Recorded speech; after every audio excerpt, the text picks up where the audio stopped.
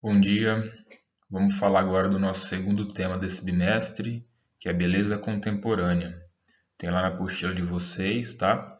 Vamos ver do que se trata. Primeira coisa que vocês vão achar lá é estética versus saúde, né?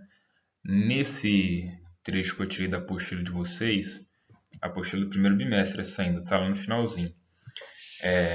Ele vai falar que os padrões de beleza estabelecidos atualmente são corpos magros, musculosos e bem definidos. Então a gente percebe que na TV, né, em filmes, novelas, até mesmo em jornais, né, nós vemos sempre pessoas magras, né? Ou no caso dos filmes, novelas, a gente vê pessoa forte, musculosa. E a maioria das pessoas que a gente vê lá na TV são desse jeito. Só que para pensar, você já olhou no seu bairro, na sua cidade? A maioria dos corpos são dessa forma? Todas as pessoas têm o mesmo tipo de corpo? Não, né? Então, na TV, o padrão que eles vendem é um, mas na realidade, né, na vida real, não existe um padrão. Cada um tem um tipo de corpo diferente, tá? Nós vamos entender por que disso já já. Como o conceito da beleza se transforma ao longo dos séculos? Nós vamos falar agora aqui que esse conceito do que é bonito, do que é ser belo, ele não é fixo, ele muda, ele já mudou e vai continuar mudando ao longo do tempo, tá? Por que será isso? Vamos ler aqui, ó. Desde a antiguidade, o culto ao belo faz parte da cultura de diferentes sociedades. Veja na galeria como o padrão de beleza se modificou até os dias de hoje. A galeria eu coloquei depois, tá? Eu peguei essa reportagem na internet e tem uma galeria de fotos que nós vamos ver já já. Cada época e lugar estabelecem critérios para definir o que é considerado belo. Como apresenta a reportagem Vítimas da Moda, da revista Veja, nas últimas décadas, a moda se tornou um dos grandes referenciais do que é ser belo, e, ao olhar para a história, é possível verificar que o conceito é mutável, subjetivo e dependente do contexto histórico, social e cultural em que está inserido. Então, igual eu falei para vocês, o que é ser bonito hoje não é a mesma coisa que era antigamente e nem vai ser no futuro. Uma pessoa que é considerada bonita hoje, muito provavelmente, se ela vivesse 100, 200, 500 anos atrás, ela não seria considerada bonita, tá? Porque os padrões de beleza vão mudando ao longo dos anos. Vamos ver aqui na antiguidade. Então aqui a gente vê uma estátua antiga que é a primeira tentativa de fixar um padrão de beleza, né? Primeira tentativa de padronização de beleza humana, né? O modelo lá da Grécia Antiga, ele deveria combinar harmonia e equilíbrio, valorizando as medidas proporcionais. O culto ao corpo entre os jovens previa que fossem fortes para serem soldados ou atletas, né? Então olha aqui, naquele contexto lá da Grécia Antiga, existiam muitas guerras ainda, né? Conquista de território, né? Então os jovens precisavam ser soldados. Então qual que era o padrão de beleza? Era aquele próprio para a guerra, pessoa mais forte, corpo proporcional, né? E até entre as mulheres. Ele era como o exercício físico era comum entre as mulheres, e o corpo bronzeado não era considerado belo. Então a pessoa tinha que ter a pele sem bronze nenhum, tá? Então vocês percebem que por causa do contexto, né, o contexto da antiguidade, de guerra, de você ter que ser soldado, o padrão de beleza da época era ser forte, né, para você ser um soldado. Agora vamos aqui para outra época, né? Então, recebendo influências da cultura judaica e cristã, a partir da Idade Média, as representações do nu e o culto ao corpo dão lugar ao recato, especialmente ao corpo feminino. Especialmente o corpo feminino era considerado como tentador, e o conceito de belo estava conectado ao divino, ao plano espiritual e às virtudes morais. Por questões morais, as vestimentas deveriam ser longas e esconder o corpo atrás dos trajes volumosos. Imperfeições físicas do corpo eram consideradas ligadas à alma, resultado de pecados. Para serem consideradas belas, as mulheres medievais deveriam seguir a figura da Virgem Maria. Então olha como mudou, né? Nós vimos lá na Grécia Antiga uma estátua da mulher quase nua, né? Então lá o culto ao corpo era grande. Inclusive eu falo em outro tema da aula, né, que os gregos quando iam treinar numa academia, né, quando eles faziam exercício, geralmente eles faziam exercício nu, porque a adoração deles ao corpo era imensa. Já na Idade Média, onde foi o auge da igreja, né, principalmente a igreja católica, o padrão de beleza mudou. Ele estava ligado ao divino, né? Pra vocês verem aqui, ó, estava ligado ao divino. Essa cor não pegou, não. Ele estava ligado ao divino. Então, por questões morais que a igreja impunha, né? Agora o corpo deveria ser escondido, como vocês veem aqui na imagem, ó. Então as pessoas passaram a usar muito mais roupas, né? E o padrão de beleza da época, olha só que interessante, era a Virgem Maria. As pessoas tinham que parecer com a Virgem Maria para serem consideradas bonitas, né? E olha isso aqui que absurdo também, né? As imperfeições físicas eram consideradas ligadas à alma, resultados do pecado. Então, se a pessoa tinha uma imperfeição física, eles acreditavam que era porque ela tinha pecado, né? Olha como a religião influenciou o padrão de beleza nessa época. Vamos para outra época agora. Agora que é no Renascimento, né? Quando estava no finalzinho da Idade Média.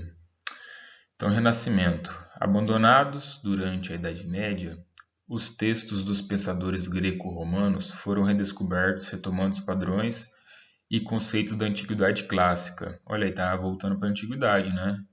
A igreja retraiu, né? Reprimiu, no caso, esses pensadores, né? E no Renascimento, as pessoas voltaram a falar de ciência e voltaram a recuperar os pensamentos, né, os textos dos pensadores da antiguidade. E isso teve influência também no padrão de beleza da época. Então, olha lá. Voltando a valorizar o corpo feminino e o modelo de beleza do Renascimento supunha mulheres mais cheinhas, de ancas largas e seios generosos, o que se manteria até o final do século XVIII. Apesar dos vestidos volumosos, a cintura deveria ser marcada pelo uso do espartilho, e era permitido que o decote mostrasse um pouco dos ombros. Aqui nós vemos uma pintura, né? Então, o padrão de beleza a partir do Renascimento era a pessoa mais cheinha, tá vendo aqui na imagem, né? E novamente começou a ser permitido que as pessoas mostrassem o corpo. Aqui diziam que aceitavam-se vestidos com decote que mostrassem os ombros. Se lá na Idade Média era praticamente proibido mostrar o corpo, principalmente as mulheres, né? Agora no Renascimento, quando acaba a Idade Média e a influência da igreja começa a diminuir um pouquinho, o corpo pode voltar a ser mostrado, né? E por que o padrão de beleza era cheinho aqui nessa época? Na Idade Média houve muita fome, muitas doenças, muitas pragas, né? Por aí, daí por diante. Quando isso acaba, né? As pessoas que são cheinhas significam o quê? Que não trabalham no pesado, que tem alimento em casa. Então, você ter mais gordura corporal é sinônimo de riqueza também, né? Significa que você é uma pessoa que não trabalha no pesado, que você tem condições para se alimentar. Então, o belo é isso, né? Está ligado ao poder. Então, esse foi o Renascimento. Vamos para outra época agora. Anos 1920. Estamos chegando perto da nossa época aqui, já estamos nos anos 1900. Aqui o conceito de belo exalta o corpo feminino cilíndrico. Cinturas e seios e quadris deveriam ter medidas parecidas. Então, pessoal, não tem aquele negócio de ter curvas. O negócio era ser reto. Olha aqui, ó. Para isso, as mulheres disfarçavam as curvas usando vestidos retos e até mesmo enrolavam faixas sobre os seios para achatá-los, como a personagem Catarina, vivida por Adriana Esteves na novela O Cravo e a Rosa. Na era da mulher emancipada que sai de casa para trabalhar, começou-se a adotar o visual de cabelos curtos. Então aqui ó, a gente tem um retrato da Adriana Esteves nessa novela, que retratou os anos 20. você vê que a mulher tenta disfarçar as curvas, tá vendo? O padrão de beleza era você ter linhas retas, né? Inclusive, elas usavam até faixas sobre os seios para disfarçar, para achatar e disfarçar as curvas. E os cabelos curtos, ó, já mostram um símbolo das primeiras conquistas das mulheres. Nessa época, as mulheres conquistaram o direito de poder sair para trabalhar, né? Então, isso daqui, um cabelo curto, né, por ser mais prático, por demandar menos cuidado, é um símbolo disso, né? Então, aqui foi os anos 1920. Vamos para o próximo aqui. Anos 80 e 90. No fim dos anos 80 e durante o início dos anos 90, as supermodelos ditaram os padrões de beleza. Altas, magras, com curvas na medida certa, um visual saudável. Aí temos alguns exemplos aqui, né? Cindy Crawford, Linda Evangelista, Naomi Campbell, Luisa Brunet. São alguns nomes que se destacaram entre as supermodelos. O ideal de corpo era forte e esbelto, favorecendo uma visão poderosa dessas mulheres. Outros atributos valorizados eram os seios. Diferente dos anos 20, em vez de tentarem disfarçá-los, as mulheres começaram a buscar por silicone. Então, lá nos anos 90, 80 e 90, os padrões de beleza começaram a ser ditados pelas modelos, né? Então, por causa das modas, né, da indústria das roupas, dos produtos de beleza em geral, começou a crescer essa profissão de modelo. E, obviamente, né, como eles tentam fazer, o padrão de beleza era o padrão do corpo das modelos que eles escolhiam, né? Então aqui começou a o que começou a ser considerado bonito novamente? As curvas, né? Então, ao invés de tentar disfarçar as curvas, as mulheres queriam salientá-las, né? Tanto é que cresceu a procura por implantes de silicone, entre outras coisas, tá bom? Isso aqui é os anos 80 e 90. Porém, pessoal, com o advento da moda, esse padrão de beleza foi mudando, né? De um visual saudável, passou a ser para um visual muito, muito magro. A gente vai ver isso no próximo slide aqui, ó.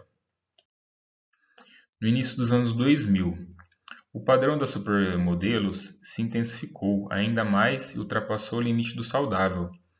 Ao levar para a passarela modelos exageradamente magras, a anorexia e a bulimia foram trazidas à discussão, principalmente pela sua incidência crescente entre as adolescentes. E esse padrão tem sido questionado pelos próprios profissionais do meio, que o consideram inaceitável. Então, lá no início dos anos 2000, né, o padrão de beleza era ser super magro. As modelos de passarela, principalmente, eram muito, muito magras, né? E como esses padrões de beleza eram vistos em todos os lugares, toda revista que você via supermodelos, na TV você via supermodelos, né? As pessoas querem tentar buscar esse padrão e isso acabou trazendo dois problemas à tona, que é a bulimia e a anorexia.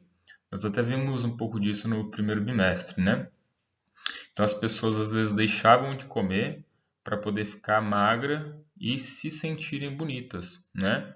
Até o momento que isso virou uma doença, né? Vocês já pesquisaram, mas vale a gente falar aqui, ó, que a anorexia é aquela doença que a pessoa já é magra, mas ela só se enxerga como se estivesse acima do peso e continua sem comer, né? E no caso da bulimia, ela come, mas vomita logo em seguida, né? É um tipo de doença mesmo, só com o objetivo de ficar magro, tá? Então vamos concluir aqui. Padrão de beleza é um tipo de corpo escolhido numa sociedade para ser vendido como se fosse bonito, tá?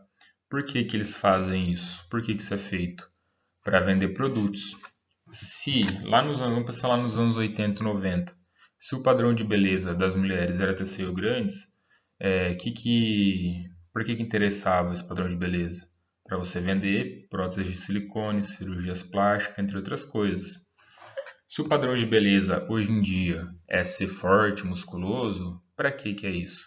Para você vender produtos fitness, para você vender mais assinaturas, né, mais planos de academia, para as pessoas comprarem produtos de dieta, fazerem cirurgias plásticas, e às vezes até mesmo usar drogas para aumentar o rendimento, né, para aumentar a massa muscular.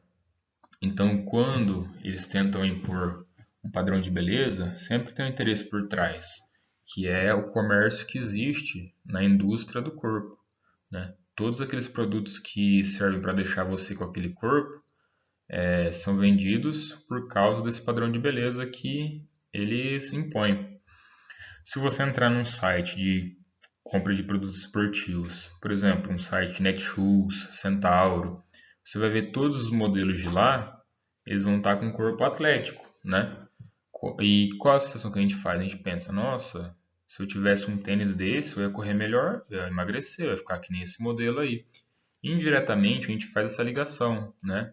Fala assim, nossa, nessa quarentena eu só não estou treinando porque eu não tenho aqui na minha casa um halter, não tenho um peso de musculação. Aí você vai ver lá no site deles, lá tem um halter, né? E tem a roupa de musculação, e lá na roupa, com a roupa tem um modelo que está em forma, né? Como se ele só fizesse exercício em casa. Então a gente associa uma coisa com a outra. Então esse padrão de beleza, nós temos que tomar cuidado com ele. Por quê? Não é possível padronizar o corpo humano. Cada corpo é de um jeito, né? E quando você tenta alcançar um corpo parecido com o de outra pessoa, você vai gastar com produtos, com serviços e nunca vai atingir, porque o nosso corpo é de um jeito, da outra pessoa de outro jeito, de outra pessoa de outro jeito, né? Não é porque um corpo é eleito como bonito que ele é realmente bonito ou feio, né? E isso é na nossa época, daqui a muitos anos vai mudar. O que é bonito hoje não vai ser bonito daqui a 50, 100 anos, né?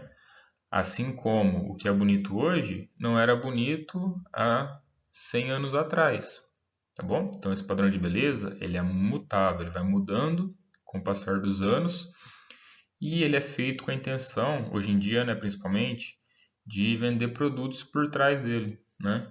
De você consumir, dar lucro para alguém para tentar atingir aquele padrão, tá certo? Então terminamos nossa aula por aqui. Qualquer dúvida para responder as questões, mandem mensagem no privado.